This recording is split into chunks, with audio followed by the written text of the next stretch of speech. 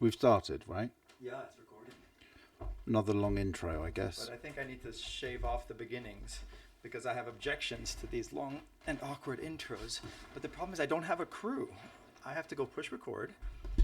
And then... Okay, stop feeling sorry for yourself. You're a privileged white male. We established that in part one.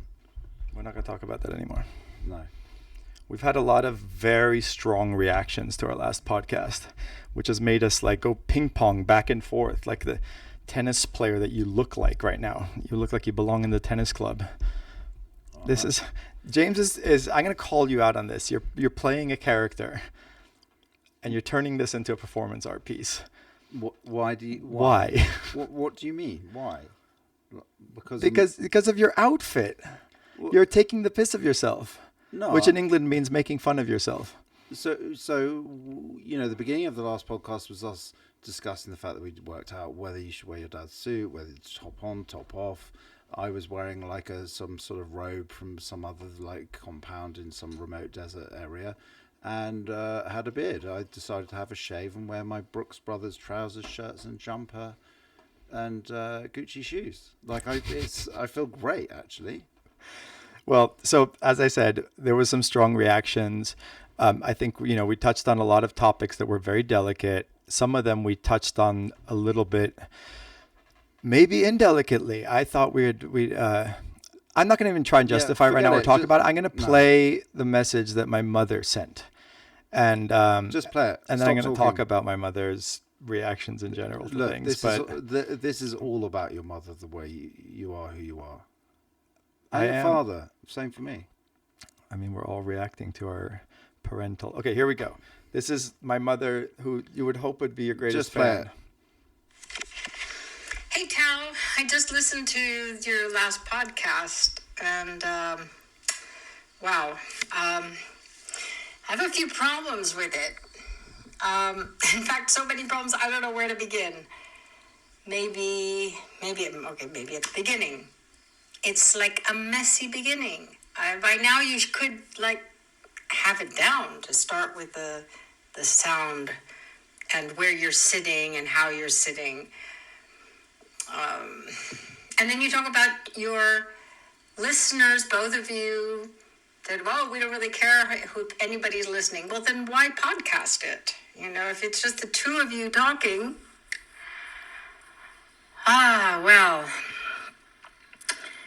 So as a listener, I want to feel welcomed. I want to feel honored. Not like, well, we don't care if you're there or not. And your dynamic between the two of you just seems to be, you know, you're not in the flow. You seem to be either like placating or competing with each other. And yet you're two really interesting, creative beings. I don't know. Bombay, yeah, all the talk about entitled white male, blah, blah, blah, blah, blah. I don't know, like over and over and over. But then maybe give us some insight to that. Just stating it doesn't really give me any insight. I don't know. Then also, you know, it's okay to mention that you are. And then you talk about Bombay Beach and art, which is something I know you're passionate about, and that James is. I've seen his passion. I've seen him create things with his, you know, with his blood, sweat, and tears, and the art he produces is, you know, whether it's degrading, tormented, there's nothing like commercial about it. And yet here he's saying, oh, I wanted to be an artist to make money. I don't believe that for a second. And Bombay Beach, there's so much incredible energy that you've put into it. And yet you're talking about the gentrification of it. I mean, Bombay Beach is not gentrified. I mean, maybe it has some elements of that now that the artists have moved in and have increased the value of the property. But there was certainly never any intention of that. And if so, if it's heightened the level of, you know, the quality of life for anyone there, so then that's a good thing. I don't know. I think you should just delete it and start take part 2 and make that take 2 of part 1. So that doesn't sound too brutal. You get into some very interesting things, but you have to get through the beginning, which is like impossible. I don't think people listen long enough for it to for them to get to the interesting part. I wouldn't. It's just a lot of off-putting things in the beginning. Well, I'm going to just start this with that. I'm going to shave off our awkward beginning. That's one thing that would be easy to fix. The rest is deep and complicated. And fortunately, there have been other reactions that have been very different to that. But I do think that we've now spent the last couple of days kind of digesting that and wondering if she's right, if we need to retread any of this territory, if we need to. We're not going to delete the podcast. That's just not. I've never even deleted a photograph. I have like 1 million photographs in my archive, and I've never deleted one. I can't. It's just like against the deepest part of my nature. Do you have a? I could go on for a little bit talking about, my mother's. You think like your mother's going to be your easiest audience, but when I made Monogamish, I thought I was finished after a year, and I showed her the rough cut of the movie, very pleased with myself. And she just, said, no, this is not even close. You're intellectualizing too much. You're making a film about love and relationships, and it's cold and it's intellectual and academic. Where's your heart? And it took me another 3 years to find my heart, I think, in a way that actually in the end worked. And I was grateful to her for being brutally honest with me about that. And the podcast is a raw format. So sometimes you're more on than others. And I think we were both diving into uncomfortable territory, and therefore maybe some of our defense mechanisms went up in terms of kind of a bit of sparring, a bit of playfulness, a bit of irony, maybe that was off-putting. And if it was, I apologize, because I do love our audience very much. And I'm very grateful for anyone who takes the time to listen to this. If they find it worthwhile, I think it's, I'm here trying to engage in interesting conversations that have some degree of authenticity, I hope, and that I hope they resonate with the few people out there who listen. So I don't know. I think we can unpack this for a little while and then also talk about certain things that we did miss that I would like to talk to you more about, James, about your own creative process. And I do think everything is a performance for you. I think your dress today is a performance of some kind, probably in part reaction to what we talked about last time. My guest today, if you haven't listened to the first podcast, and maybe you won't want to after listening to that, and we're just diving in, is James Ostrer, Ostrer. And James and I met in Bombay Beach several years ago when he was brought in to do the Bombay Beach Opera House with some very, I think, provocative and thought-provoking and intense work, as I've seen all your work. So you've been very quiet over there, so I'm going to pass the ball over to you.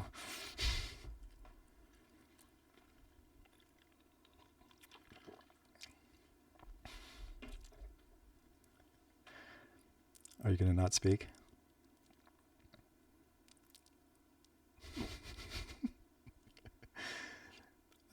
I think James wants to make things awkward. I think he thinks that awkwardness is probably stage 1 to reaching some sort of truth. Is that fair to say?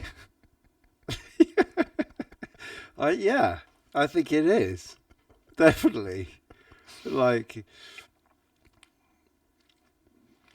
I think... look, I'm going to accredit you with this. I think, to the audience listening to this, I've had a 15-year career full-time as an artist now. That's a lot of time to think, right? Mm-hmm. And, at your own level, like, I didn't do philosophy at Harvard, and my work ethic could be greater than it has been in various His work phases. ethic is amazing.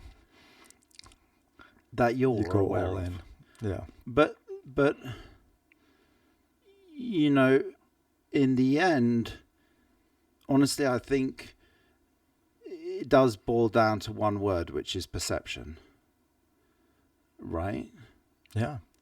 I mean, that's what we're doing as artists is using the perception, using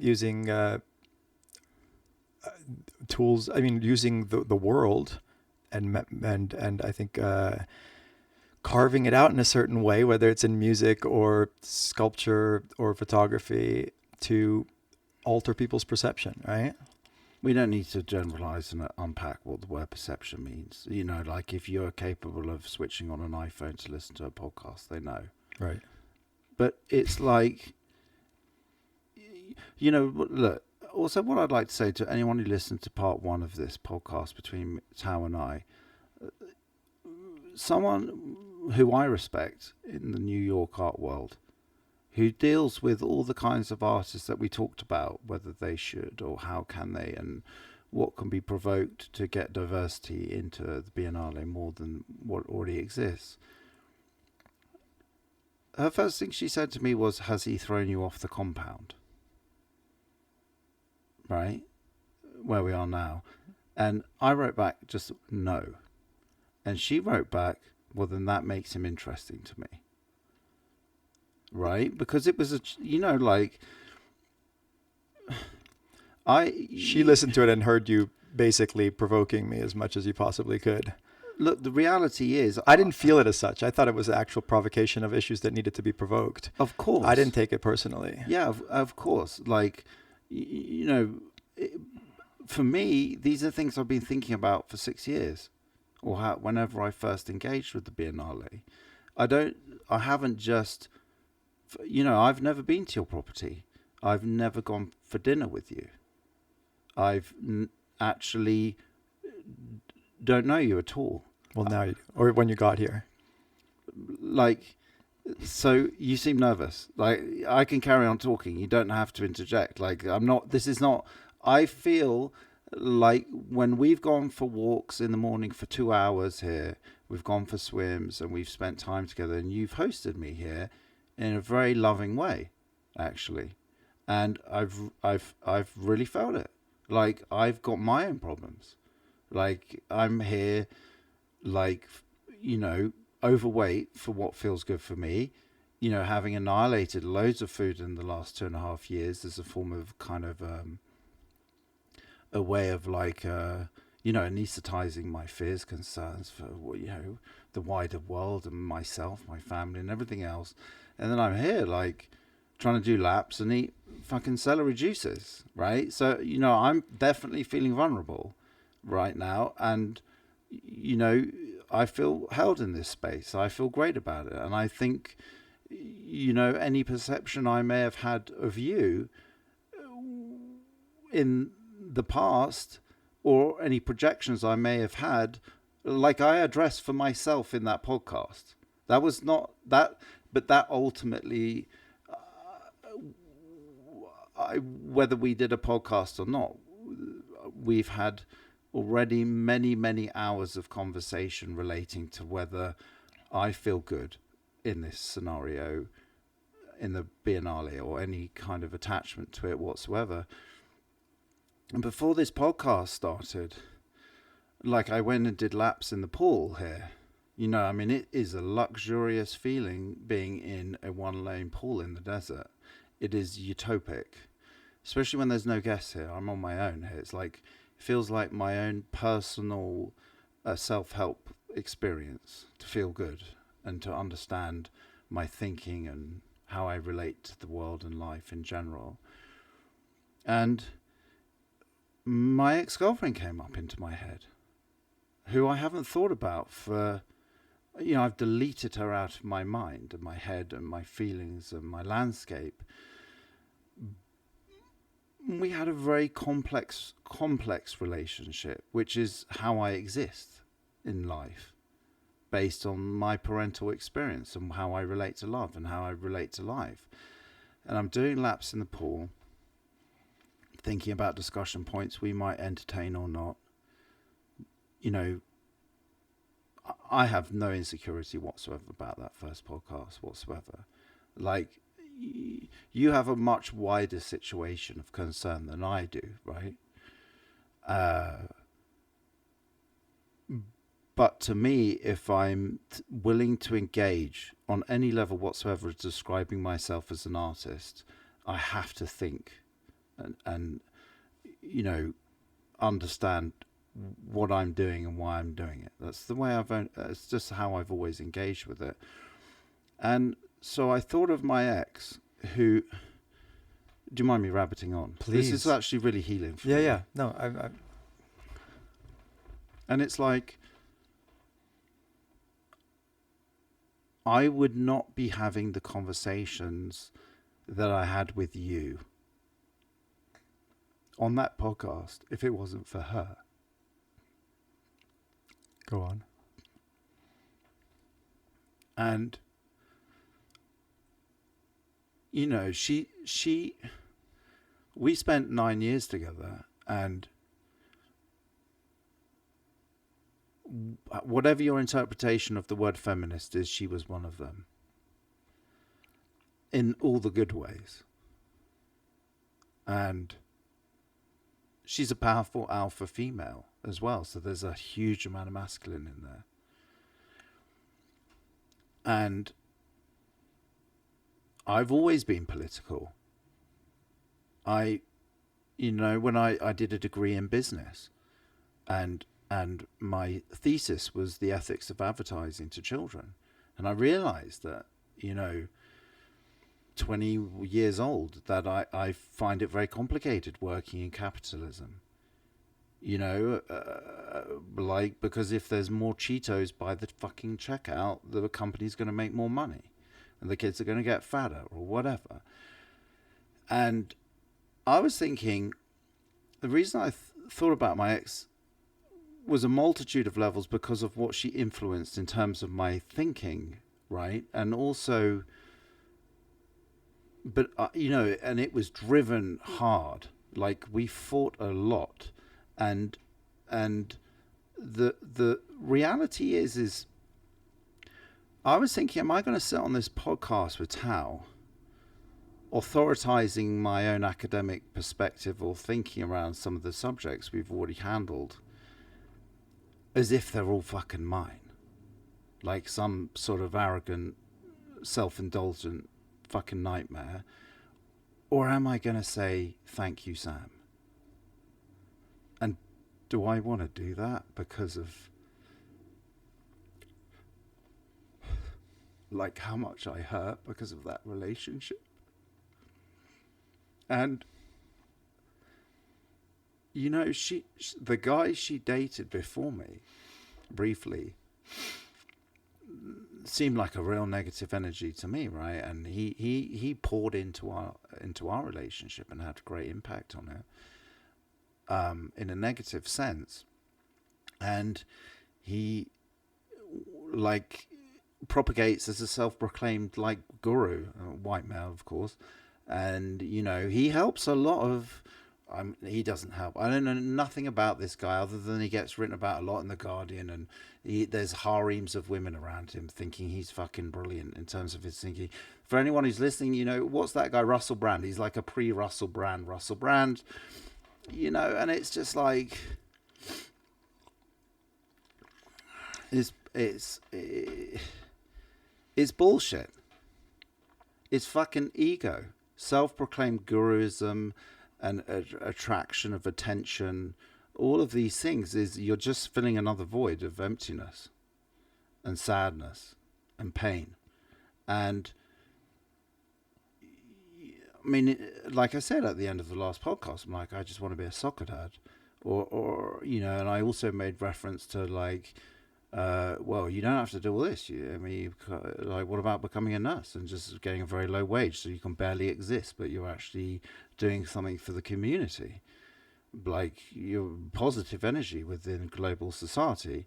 And then I'm rambling a bit. That happens to me when I get emotional. No, I would encourage you to keep rambling. It's not rambling. It's so it's coherent. And so, the other message you received was from your girlfriend, Dulcinea, who in our last podcast, I said what I'm feeling is that you appreciated her publicly and expressed what a positive influence she, or involvement at least. Well, she's also not just my girlfriend. She also helped put on the last Biennale, and really took the lead, and also exposed some of these issues that we're confronting, that a lot of people have been either talking about behind our backs, talking about in front of us, or talking amongst themselves. There's no question that there are, with all of the love and idealism that we bring to Bombay Beach, which there's a lot of that, for sure. Obviously. Like, there is the primary motivating factors, I think, are like genuine. And I think, I sleep well at night knowing that I think we've brought good overall to this place, and we've helped kind of create community and use art as a way of healing both ourselves, each other, and the people that we've encountered and brought together in this very intense place. Well, yeah. So I think I thought I'd said all this, and I've said it over and over again. And what I wanted to make sure is that I'm not spouting some party line, which it's not. It's Dude, real. Chill. I'm not. Am I getting too defensive? Yeah. You sound. The thing is like I said, is like, I don't have anything to lose. I don't own the opera house, the land it's on, and like I don't have, your economics for a start rely on people's perception of you, right? Never more obvious than what's happened in the last 2 years for you, and inherently, people's perceptions, anyone's perception of, like, what people think of me counts. Like, for sure, whether it's just my mum, my auntie, my dad, and my sister, or, my boss, or whatever it is. And I don't know what we've got to discuss today. Like, in the fact that I want to tap out on me bringing up my ex-girlfriend. The clarity for me is this. In the pool, I was like, don't bring her up. This morning? Yeah, before the podcast, while I'm doing the laps, I'm like, don't mention Sam. Why? Because, like, maybe my intuition towards divine feminine thinking predated her. For sure it did. I come from a family of bohemian creative thinkers who are not Machiavellian toxic masculinity defined. But the other partner of hers, I remember when we first got together, he was running with her creative content and thinking, and it got his cock sucked more. And I could tell it bothered her. He effectively took this next stage of dialogue that you and I might not have the wisdom or academia or fucking actual impetus to change around what we discussed on the last podcast.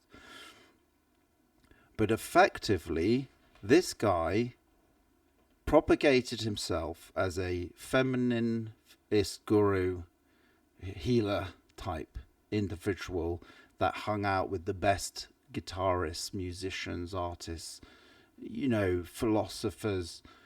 What was the guy? The Chomsky, all those fucking people. But it just fed his sex addiction, ultimately. So we've got to understand why we're doing this, or what is our goal, as in Tao and James. Yeah. But I mean, and I think what we've been trying to unpack, and it's complicated and it's layered, is that we can, like, lofty and base and practical motivations coexist in an uncomfortable tension, and one doesn't negate the other. Like the fact that we have to eat and make a living and seek some profound truth in whether it's in creating community or creating an individual work of art or in our dialogue with each other. Like there's always these multiple levels going on. There is like, and then some people are going to be tuned into some aspect and some are going to be tuned into another, and they exist at the same time. So there is like, when you talk to someone, like the truth of what you're trying to say is there, but there's also what are you trying to achieve by saying it. So you might be saying something very evocative about, the meaning of a work of art.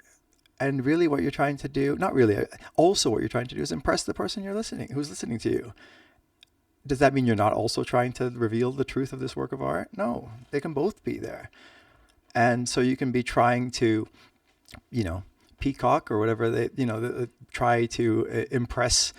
We are engaged in this primitive impulse to attract other people, but to be loved by our community, by our lovers, both actual and potential, by our mothers. Like we're, as artists especially, we're like constantly seeking out validation and approval. I don't think that I mean, I think that anyone who doesn't admit that is just lying.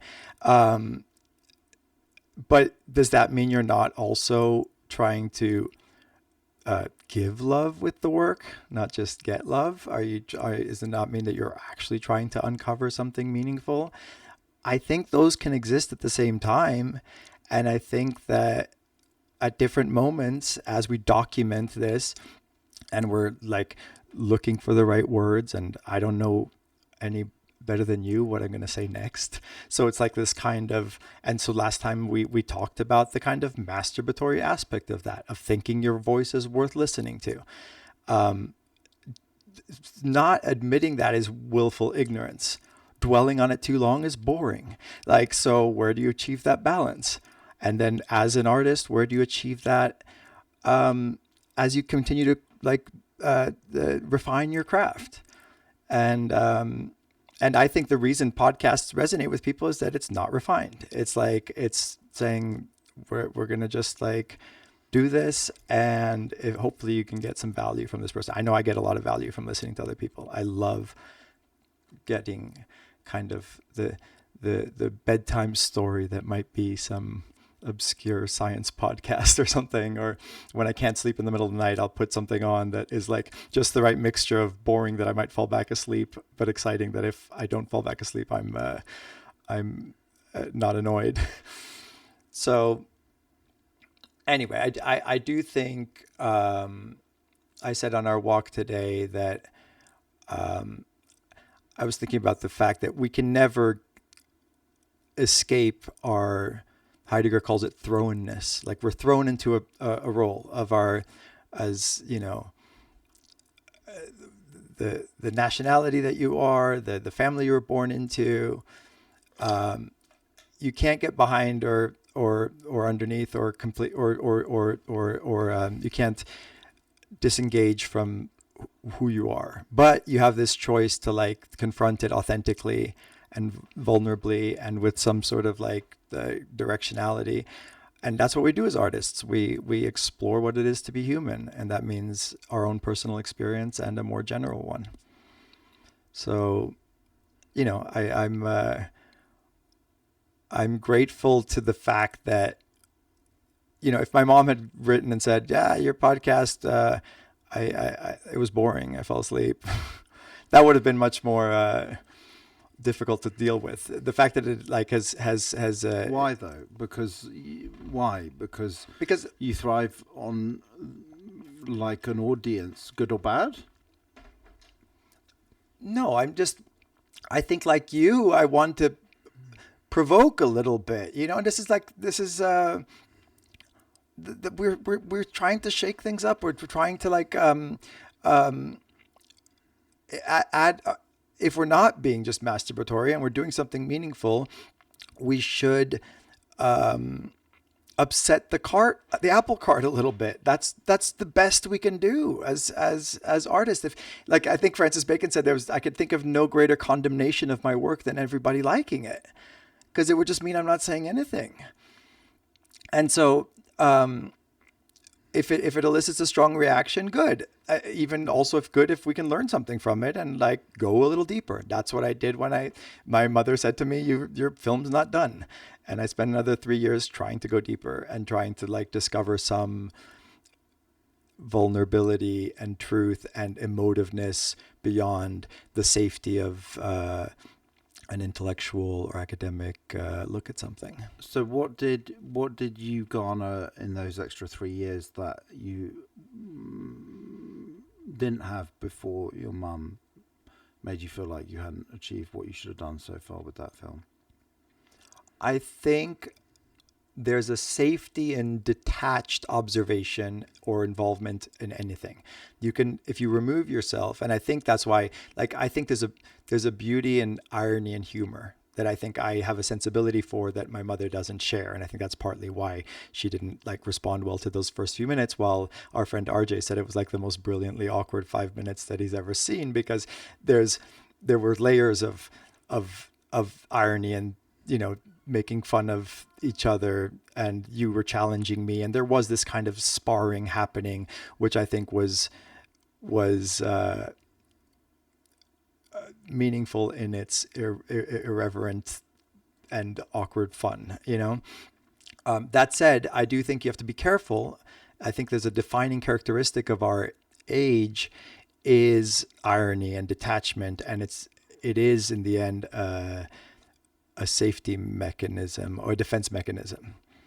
And so you have to like sprinkle it like salt, not too much, because if you just like all irony, then you're going to like be covering up you're going to preclude having any actual truth come out. Or you're going to preclude the depth of that possible truth. Like an ironic piece of work, I think, can only go so deep, right? So I guess, you know, do you think about this, like the role of irony in your own work, the role of playfulness, the role of kind of making fun and undermining things versus like earnestness, because too much earnestness is also so boring, right? Well, I mean, to me, I think comedy is one of the greatest ways of actually discovering the most uncomfortable things, because, you know, at the end of the day, if something's so unpleasant to absorb, you won't. You'll know scientists who've got the information around this, where it's like there's a cutting off point. If you see too much brutality and imagery of a war zone on the news, you won't watch it and you won't feel anything, and you'll just boom. Yeah. You shut off. So I think, yeah, for sure, I relate to my work in a way, you know, where I want to understand what could be absorbed by an audience. I mean, So you're making it for the audience in part. Yeah, I've never made one piece of art without considering the audience. That's the difference between me and what I describe as an actual artist. Go on. An actual artist, to my mind, look, I'm not going to be that unfair on myself, because actually I spend many hours and if not years thinking about a piece before I make it.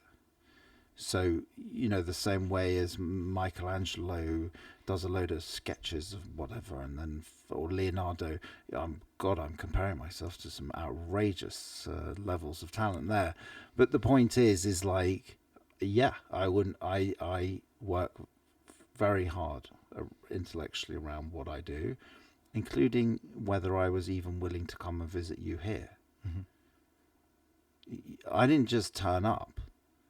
I've thought about whether I want to know or understand who you are since you were one of the founders of Bombay Beach Biennale. Right? And our first engagement was you saying I should change my glasses. Well, what that did, right? Why don't you pull up the text? Because it's a fun. This is very funny. And go on and talk a little bit while I find it. While Tal's looking for this text, when he reads it to you, I hope what you'll see in it is me as trying to acknowledge and appreciate who he is and what he's done and etc. Whilst at the same time I was trying to work out whether he could be vulnerable enough for an outside perspective. So I've been working on you like a piece of fucking steak being hammered.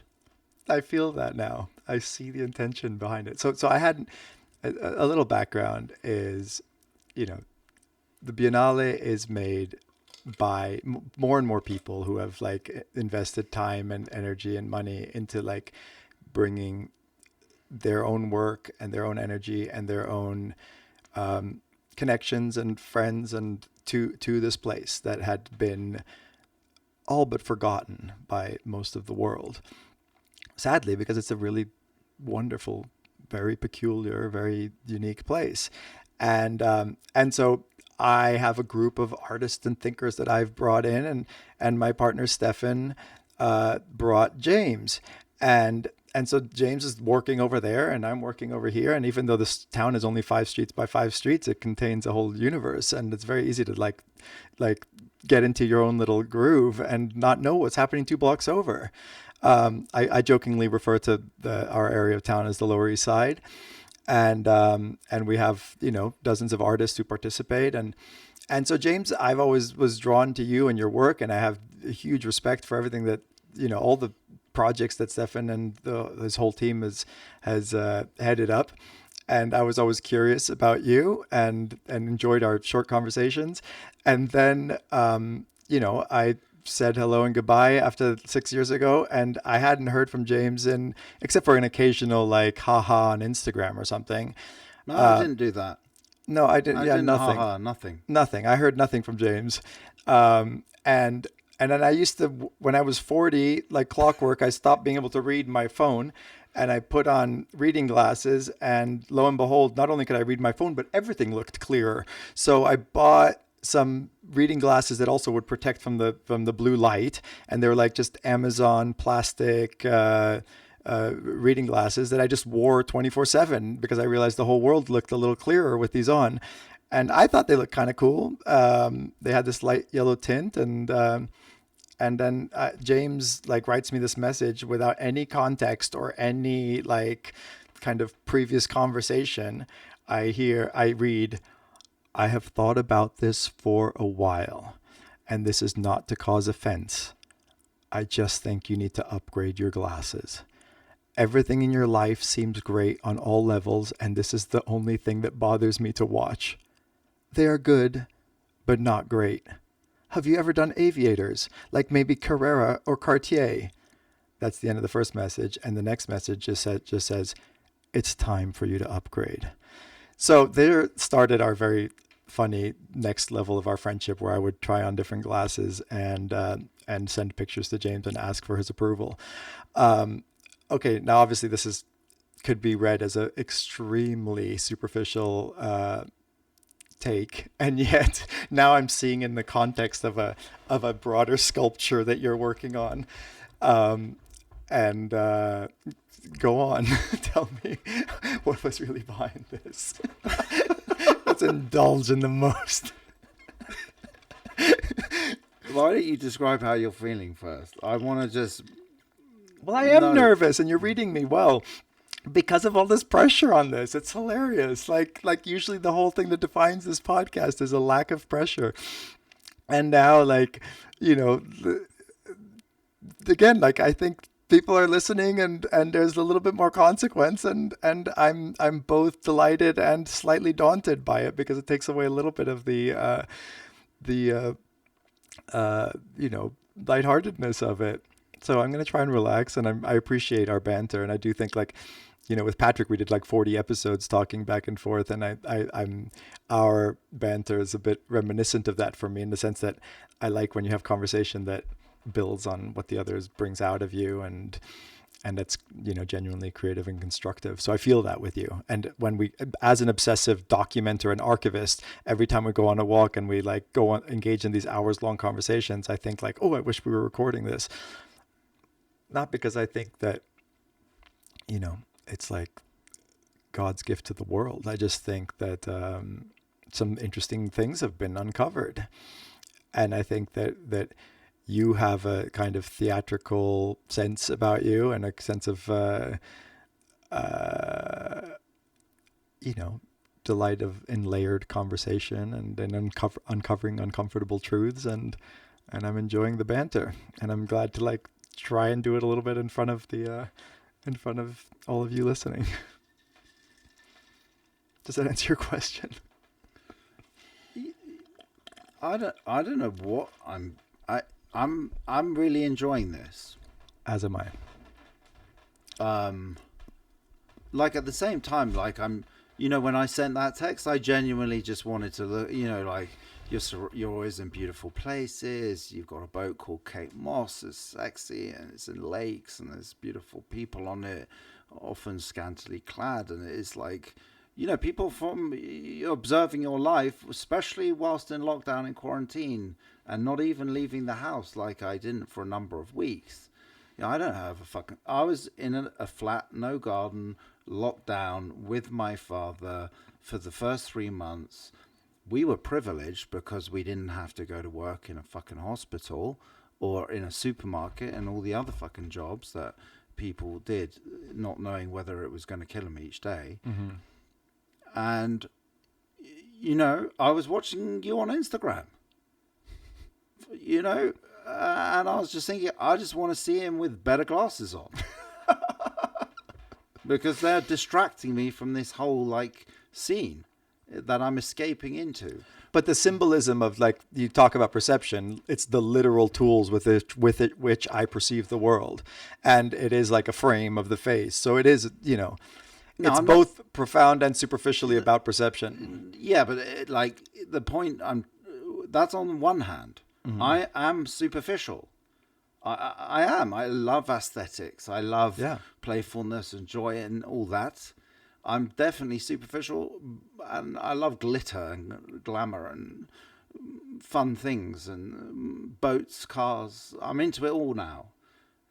Well, there's a great Nietzsche line where he talks about the ancient Greeks were superficial. They were adorers of forms and of tones and of colors, and they were superficial out of profundity, because what he says is something like what's required for that profundity is to stop courageously at the surface and to be adorers of forms and colors, and therefore artists. And I'm paraphrasing, but something along those lines, that as we are interested as artists with the plastic tools and media at our disposal, that's what we're working with. We're working with color, we're working with surface, we're working with perception, we're working with sounds, and that's all we're working with. And then you hope to uncover something deeper with it, but you stop at the surface as the artist by creating something that is going to be perceived as a surface thing. It's literally the surface of a canvas or the surface of a screen. Right, But so that's one side, I just don't want to look at Tao wearing these shitty glasses. And then on the other side, when I wrote that, it was playful and loving. It wasn't, like I'm not like a purely Machiavellian strategist who's like, how can I hammer the fucking steak? But it was also like, your response was open to change. And that is what many people aren't. That is for many people don't have the chance. or the time to think about it. You know, many people work in a warehouse for Amazon. They're fucking... They can't have time to think. And if they did, they've got to just get the money in to feed their fucking kids. You know, like, we are in such a privileged position to think. Mm-hmm. That is just a blessing we both have, you and I. But there's no point in thinking without change, because you're just in an echo chamber of your own bullshit. And I don't attest to me being the person who can change my own behavioral thinking. You know, maybe, you know, like your mum said, it's like a power play between the two of you when we first sat down. We're like rucking with each other. It's either comedy, that was either comedy, or it was two like uncomfortable, vulnerable, insecure boys having a little fight to just work out who's going to piss where. Yeah. Right? Or both. Or on each other or on ourselves. And like, for sure, I'm feeling your vulnerability more than my own right now, like we said, because you have fuckloads more to lose than I do in terms of other people's perception. Because I honestly, like I said, I don't know. Maybe I want to become a soccer dad. Maybe I don't need an audience anymore. Maybe, you know, the arc of my career that, you know, we had a long phone call with your mum after you received that voicemail text. And it was like, you know, she was disappointed because her and I have had many hours of conversation about the community of Bombay and also my art. You know, I've spent many hours talking about my art and what I'm doing, why I do it and how I do it, etc. And like, she was disappointed because she's like, yeah, but you guys are smart and sweet and I like you. Why didn't you talk about your art, James? You just said, like she said, you just said you wanted to make money. Well, you know, that she picked up on that point, right? But the fact is, at that moment, like, I was working as a effectively glorified removal man, as a stagehand for the English National Ballet. Like, now I describe it as being the scenic artist for the English National Ballet. The reality is, at 4 a.m, I'm in Manchester loading a van with a bunch of drunk middle-aged men who hate themselves because, you know, they used to get paid a vast amount of money a week and sleep with loads of gorgeous young ballet dancers, and then they're 50 years later, they're on the same money and the girls don't want to hang out with them, and they're self-imploding drunks that have all sorts of pain issues in their bodies, that they're taking cocaine to stay awake to load the van at 5 a.m. Thank God I checked out of that scene early. But I veered off like that. I can't remember what was your mum and the money. And then what happened is, like, I was injured. A piece of scenery drops on my head at the Colosseum, St Martin's Lane, which is known as the Opera House, amusingly. I had never made the correlation between these two scenarios, actually. And a piece of scenery drops on my head at the UK's most well-known opera house. How funny is that? And I nearly died. And I was then in agony for 3 years after that. And that was the first time I fully disconnected from my physical self. Like, I used to do yoga 6 times a week before that. I was thin. I felt good. I was athletic. And then I, like, imploded physically over a number of years to where I am now, actually. And based on back pain at that point, and also self-loathing and addiction and whatever else you want to fucking engage with. And so when you saw people who were successful artists, it wasn't the fact that you wanted to make money. You saw that it was viable to become an artist. Yeah, like Banksy and all I was around that shit. Yeah, these people were becoming multi-fucking millionaires overnight, seemingly. I mean, of course, they had foundations of brilliance. Or if you, yeah. I'm not going to say I think Banksy's brilliant, but you know what I'm saying. Do you think he's not brilliant? No, I think he's great. Like, we don't want to spend any time talking about it. Yeah. But that's what I meant. I did not have a trust fund. The practical viability of becoming an artist could only occur in my mind if I knew I could make money from it. You know, that's why 70 to 80% of the artists of the White Cube have second, third jobs. Yeah, you know Damien Hirst, Tracy Emin, whoever, Jeff Koons. These people are so fucking remote in terms of viable possibility of engaging in art. from your just being sustained from your own sales. So which leads us back to the conversation about the patronage of arts. Who gets to make art, who doesn't get to make art. And, when I did this show that we referred to in the previous podcast, which, obstinately, I guess, no, that's unfair. It was like, my fear of black people was what we discussed, right? That became a show. While I was doing that, I spoke to my gallery about it. I'm rubbing my legs. I have too much coffee. It's not really nervous anxiety. Where is the coffee? It's finished. It's gone. Oh, okay. And I said, I want to talk about, in that show, I said, it was all my pieces were made out of junk food and sugar, for anyone who doesn't know my work, which I'm sure all of you don't. And there was an influence of African art within these sculptures I made on people with junk food. I bought thousands of pounds worth of crap, junk food, sweets, everything, and covered people in them and made these like sculptures that looked like African art carvings, effectively. Which was why ultimately I was invited out to Lagos, etc. But the reason I'm saying that is I started to think about what is art at that time.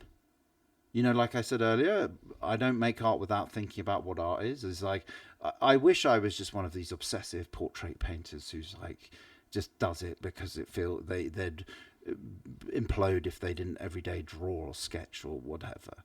But I'm not. I don't have that meditation, actually. My meditation is thought and people, or intellectual development, I guess, hopefully, however slow that is. And I said to the sales guy I was working with, who was going to sell my show, who was effectively going to decide whether I could be an artist. Because if I can't sell this shit, I can't be an artist in the sense of like economically providing for myself through art, which was like the aspiration I'd set. And I said, like the Tate Modern is based on the money from slavery. Tate and Lyle, sugar. It doesn't, I don't need to explain the direct correlation. So the rich slave owners were deciding what we perceive as art because they effectively stick in the fucking museum what they think is art. And more often than not, whether that's the Sainsbury's wing built on the side of the National Portrait Gallery, right? You build a wing on the side of it costs millions, right? And okay, we want to work with a charity. We're a family that has so much money. We want to work with advocating and promoting artists, whatever. What invariably happens is you build the Sainsbury's wing. Sainsbury's is the equivalent of Walmart, say in England, just for the listeners of America. And you build this fucking wing. It costs you millions. And then what you do is but effectively you're curating the art into it, right? As the owner, even though that's the National Portrait Gallery. So you go, I want a Rothko in it. Well, they own that Rothko, let's say. Okay, cut to, I'm going to give you a very brief learning on how the art world works. There's two guys who own 9 Rothkos each. There's a 10th Rothko, or a 19th, 9 plus 9 is 18, 19. Sorry, I'll simplify this. You and I own 9 Rothkos each. There's an auction and there's another Rothko in auction. It is not advantageous to you or I for that Rothko in auction to be sold undervalue. In fact, what is advantage to us is that it sells 3 times its value, because then our 9 Rothkos are worth 3 times what they were. Yeah. Right? So the patronage of the arts is not solely motivated in terms of the purity of dialogue and expansive opening of conversation around, whether you and I can adapt ourselves beyond just the white male stereotype of thinking. So we can't be in charge with how the Biennale goes if we want to be genuine about it. Yeah, that seems to be the takeaway.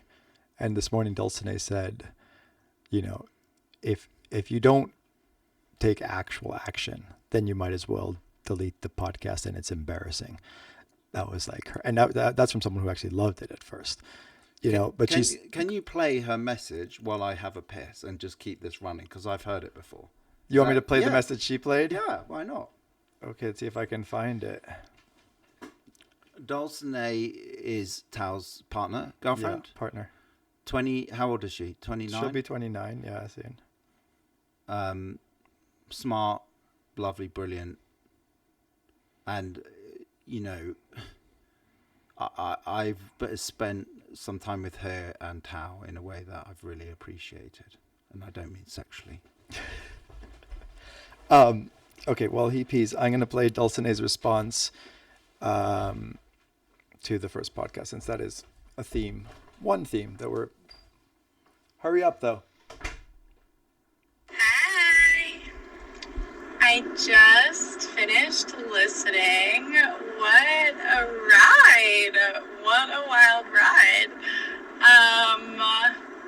I feel like I have so many thoughts that I feel inspired to write down in some form to sort of make them coherent, because I could blab on about or try and remember all of the things that came up for me while listening.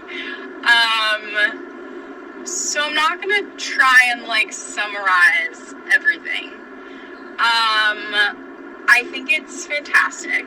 I'll start there. I think it's fantastic. I think it's very provocative. And I think there's I think you should do a part 2, and I think you should prepare the second part a little bit. Not so much as to make it overly planned, but I think that you talked about a lot of things, and I'm curious to sort of isolate a few of those things and then facilitate you going a bit deeper into some of them. I think that the beginning is a little rough to listen to, because I'm just, I guess, imagining people who don't know you listening to that, and maybe everyone who's listening does know you. But the beginning is a sort of very quick diving into some controversial shit that, on the one hand, I think is really refreshing for two men to talk about. And so in that sense, again, I reiterate that I think it's fantastic.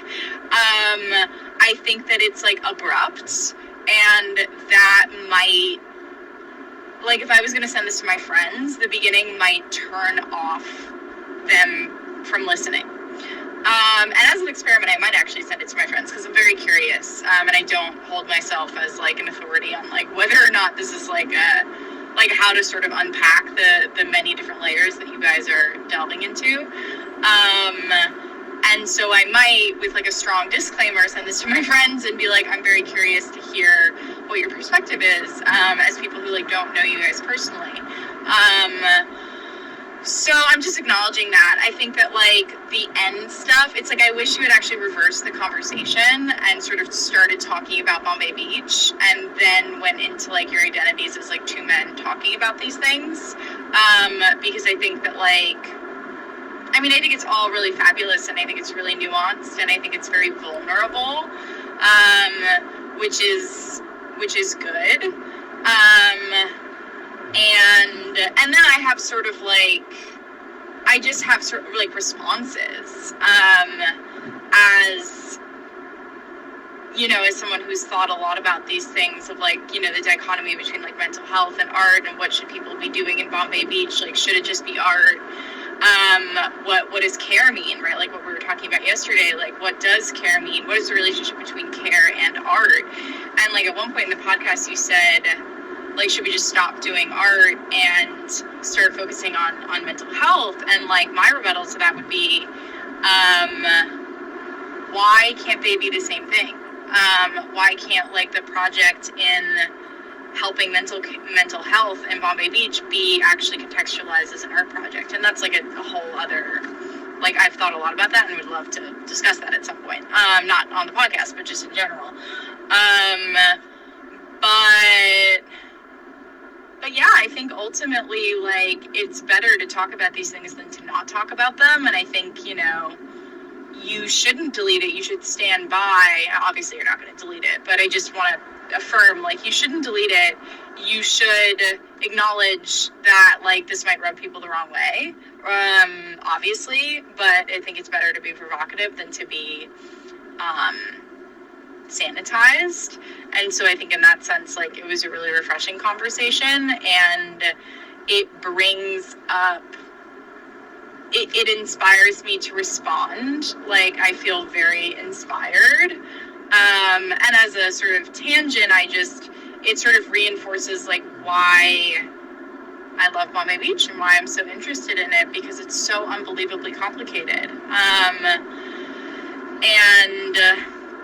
Yeah, anyways, now I'm blabbing. I think it's fabulous. I think it's fantastic. Really good job. I can really sense, like, the vulnerability and the discomfort in the conversation, and I think that is, like, really amazing. And it's sort of exactly like what the other day when I was like, is it my job to sort of, like, point out these things? And I think you guys both pointed them out together, like, with each other, which I think is fantastic. And then, of course, like, my ultimate response is, like, what happens next?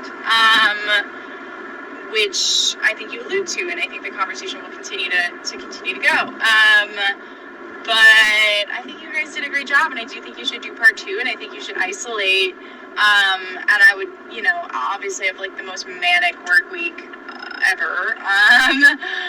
But if you could sort of hold off, or not, or you could just do it again, or you could do part 3 or something. But I have a desire to sort of facilitate, like, your next dive into this, to sort of isolate some of the points and get a little bit more in the weeds.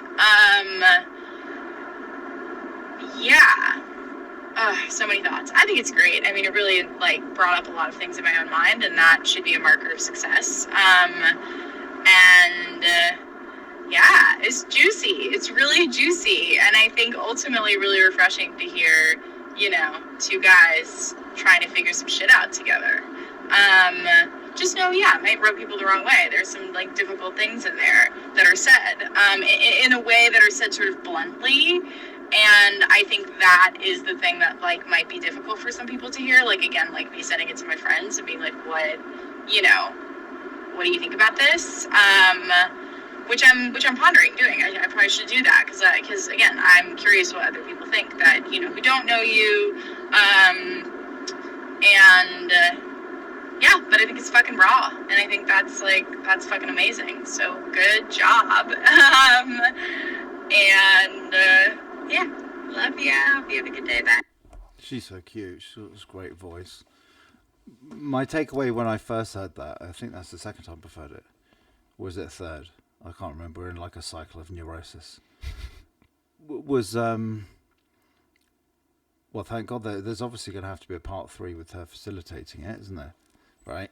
Because we went out on our own, Tal, 2 boys together again, and then also it's like, you know, can you just give me a very brief description of when she says, I would send that to my friends, describe what her friend, like, the profile of her friends. She just has a very diverse group of artist friends that has just come from all sorts of gender and racial backgrounds, and she is very much a you know, what the future of humanity looks like in the most optimistic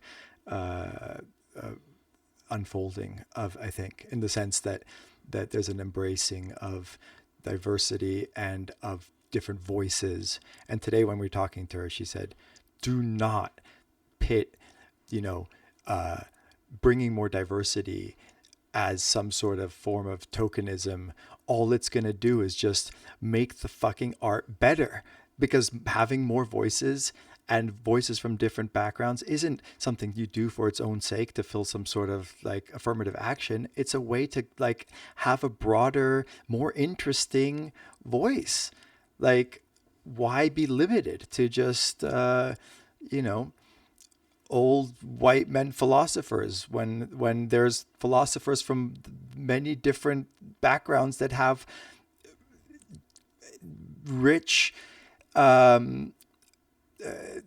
conceptual kind of frameworks that are going to do nothing except make what we're doing there vastly more interesting. And I couldn't agree more. And I think that it's just like, you said to me the other day, is like, thank God we're recording it because we're making ourselves be accountable. Like, it's easy to just talk about it forever. And now we're putting it down, you know, for all to hear that we've got to do something to continue the evolution, because I wouldn't do anything differently than we've done. I think there has been a plethora of amazing voices, and I delight every day in the fact that these people even showed up to do things in Bombay Beach. People from around the world, from you to like, I mean, there's probably 150 artists have like left their imprint on Bombay Beach in this cumulative way. You know, like the beauty of what we're doing there is that there's even everything we've done in 4 biennales and 2 years of COVID where people were still there creating, it's still a drop in the bucket. It's still like reached 3% saturation in terms of how much art could transform that place, because, you know, 90% of the lots are abandoned. It's just empty lots that were, when we got there, piled high with trash. And to see people come in and be inspired to like clean this up and not just clean it up in a way that makes it sterile or you know, pasteurized. Like we're not trying to make and this is what we're always struggling with, the tension, because if you make art that's too pretty, quote unquote, and that pleases everybody, that's gonna ruin Bombay Beach more than anything. I think that, you know, when you have things like the drive-in, which are going to piss off some people because it's not aesthetically pretty in the most obvious way, but it actually provokes some thoughts on like what's happened to the American dream and what's happened to this, you know, that image of the 1950s, which, you know, perfection of white picket, you know, modernist aesthetics and architecture and design. And you can see that celebrated every year at the Modernism Week in Palm Springs, and everyone can go and see like the beauty of American, you know, that frontier kind of pioneering spirit that Americans have, going out west and creating new things in the desert, and then you see the other side of that, and it's not pretty, you know, when American hopefulness turns into arrogance and exceptionalism, and when the Salton Sea was taken from this, you know, accident and capitalized upon to make you know, fun tourism for people who want to come and go boating and fishing in the middle of the desert. Why not fill up this basin full of water? It's unbelievably poignant to see what happens when people don't take into account the broader repercussions of human interactions with the environment. That's what you see when you go to the Salton Sea. If you want to go visit and see what happens if you just only look at profit and only look at how to best capitalize on an accidental flood for 3 years in the middle of the desert, what could possibly go wrong? Go see. You'll see what could go wrong. Yeah, and also on a micro level, like, you know, what happened to Joe? Like, you know, he had a spiraling addiction to pain management that effectively imploded to the point where he shot himself. And that, you know, it is impossible to not disregard, you know, the opiate epidemic in this country and you know, the mastery of profit over all else. And you know, and then going back to the example of discussing the art world and museums and whether you build a wing on or not. The Sacklers, I mean, it's an obvious thing to point out at this point of the conversation. For anyone who's listening, I mean, Joe had a root canal like I had to have, but didn't have the money for it. So instead, and since the government doesn't provide dental care, you have to keep popping pills. And isn't that convenient for people who make money selling pills, right? Fuck it if the person then spirals into this place where the only recourse left is to shoot himself. I mean, it's astonishingly painful when you face that reality. Yeah, and that is very raw and evidently transparent in Bombay, as well, and that is, I guess, why it is, as a place it interests me. Why, like, I'm talking to you, like, because there is a microcosm there, isn't there? Definitely. Yeah, it's like for better or not for better or worse, for better and worse. It's a little sneak peek at the future if we don't make the right choices. And then in our tiny way, we're trying to, as crazy artists who are kind of all over the place and, not necessarily the most responsible people, but sensitive people, are trying to like say, hey, maybe shining light on this in this unique way is going to inspire some sort of change that's worthwhile, which takes into account what's going on there, not sweeping it under the rug. And let's reference some other people I've spoke. Like, it's funny. Like, someone else said to me, Tracy, who was behind the camera filming the last podcast. She was like, "That was great. I've really felt Tao being vulnerable in a way I haven't before." I'm not going to accredit myself for that, but fuck me. I mean, she said it. I don't even know Tracy. I didn't ask her to say it. I didn't pay her to say it. I mean, that is. I mean, to me, that like, I feel good. Yeah, it's interesting, vulnerability, and versus strength, because we want both, right? We want to be able to have the confidence, and in a way, to be an artist requires a certain arrogance and a certain confidence to say, what I have to say is worth saying and worth like putting out there. There's a built-in arrogance to that. Yeah. Right? Definitely. It's like you don't want a humble bullfighter. Like, it's going to have to go out there and say, like, here we are, like, take this, warts and all. And yet the art's going to suck if it doesn't dig deep into some sort of pain and true introspection and true honest look at what's going on around you. And I think that's the dialogue, right? Look in, look out, look in, look out. Yeah, then yeah. Look at the work and see how is that going to reflect all of those things. And some artists are going to be loved by some and hated by others, and but hopefully, it provokes an emotion, it provokes a thought, and provokes some change. Yeah. I think that's why there's not a coincidence that most artists are not conservative. Like, that's not the role of the artist isn't to conserve. The role of the artist is to inspire change of some kind, if only a change of mind or a change of perception. Yeah, I mean, I think how long have we been talking now? I mean, maybe we've done part 2. Like, we have to remember, what was it? Mutually agreed upon happy ending. Happy ending, because it's like, I feel quite emotional. Yeah. I feel like, when I first ever did therapy many years ago, like that kind of, I remember walking out of the office of my therapist, and I was like, feel raw, feel soft, like, like, why not, let's just wrap it up, and we can do a part 3 with Dulcinea, or whatever, a configuration of what we all feel, because, like, what I will say is I really appreciate your vulnerability.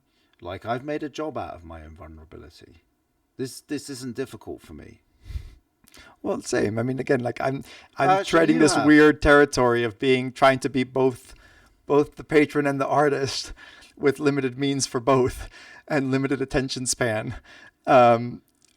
So that's the odd thing about Bombay Beach, because I engage with Bombay Beach both as a kind of facilitator and as an artist. Like I see the whole thing as an art project, besides, containing lots of little art projects, but the whole thing is like an experiment in using community to create meaning, like, and to unfold, some sort of meaningful change. And it's very delicate territory, because unlike Burning Man, where they're dealing with a blank canvas and not one human and not one animal, not one insect, it's just like vast open desert. Yeah. Here we are, like, dealing with actual people with strong personalities. All of us, people that were already there, people who are coming, everyone has an opinion, everyone's opinion is valid. And I guess I would like to end with the idea that, like, yes, let's open up to more voices. I want, like, I think there's a value in true collective action, because, like, as I said to you earlier, I think by the time you're 46, as I am, if you've learned anything, for the most part, you learn that you know nothing. But if you do learn something, it's that you can acknowledge your own shortcomings, and then rather than beat yourself up over it or try and change something that can't be changed, you compensate for it by surrounding yourself with people who complement and fill those gaps that you're not able to manifest. And that's what inspires me so much about this project, any film project, any kind of collective endeavor, is that you come together and you build something together. And you don't know how to do this, but I know how to do it. And I don't know how to do one thing that you know how to do, and then together we create something. And that's I want, and I like this. The podcast is a bit of it's a rough sketch book, right? It's like where we're just like, we're thinking out loud. And if anyone's still listening, thank you. I do appreciate it.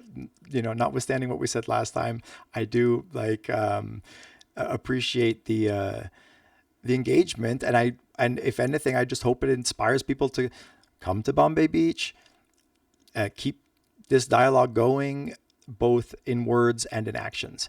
And I'm gonna pledge to try and, like, continue that evolution in anything that I'm working on, and I know you are going to do the same, because we've talked about this, and hopefully great things are going to come next year. I'll finish off by saying, like, it's strange, but I'm feeling a bit of bro love for you. Like, I am. It's mutual. Don't worry. It's okay. It can be one-sided. I'll be fine with that. As long as my experience feels good, it's fine. No, but it's like, I've spent 5 days here, and I have seen parts of your creativity I've never seen before. Like, I've looked through your photography books. I've watched some of your film making, and definitely you're an artist. When I wake up in the morning, guys, and walk to go and get a coffee, I hear this guy playing the piano on his own without an audience. So that is not a narcissist. Unless he's just playing it to get better, to get laid when someone listens to Chopin. But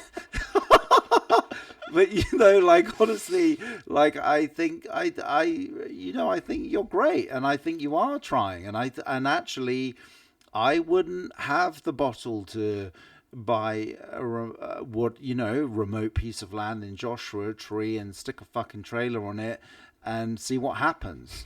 And in the more extreme version of that, at Bombay, like, it's gutsy. You literally, when I first went to Bombay 7 years ago, whenever it was, and this just leads back to the concept of perception, right? I went there I got out the car for half an hour. I shit myself. I thought, this is fucking scary. There was literally a, young boy on a tricycle cycling along the street outside where the opera house was. Wasn't there with Stefan, wasn't there with anyone related to who's involved with it now. I was with my ex Sam. I went to go and see it. Steph still doesn't know that I went to Bombay before he took me there. I'm a fucking control freak. I like to know what's going on before I engage. And I wish I could remember his name. He lives opposite the opera house, and this guy has motorbikes, dirt bikes. He's won the Baja 2000 twice, or whatever it is. My dad, when I took my dad there, who's a motorcyclist and enthusiast towards all that stuff, he's like, James, you don't even understand what it means to even be in it, let alone finish it, let alone win twice. This guy's fucking unbelievable. And this is a guy who brings up his 2 children, or maybe 3, takes them out on little dirt bikes in Bombay and various other free-spirited activities, and one of his sons has cerebral palsy, right? This guy is an amazing father. He is fucking what the hell? Imagine he's in a quad bike with his child with cerebral palsy driving in the desert into the unknown and free, right? When I first arrived in Bombay, I saw his son on a tricycle with drool coming out of his mouth. And I felt scared, and I thought, is it? And I looked at the ground to see if the wheels were leaving tracks. I thought I was in a fucking horror film. As brutal as that sounds, I'm giving you my honest perception of what I felt. And that is the point about perception, isn't it? Yeah. Okay. That's it, guys. Part 2. Thank you. Thank you, James. Oi, that was great. How long do you think it was? What's your guess? Fuck knows. 1 hour 21. That's enough. It's perfect.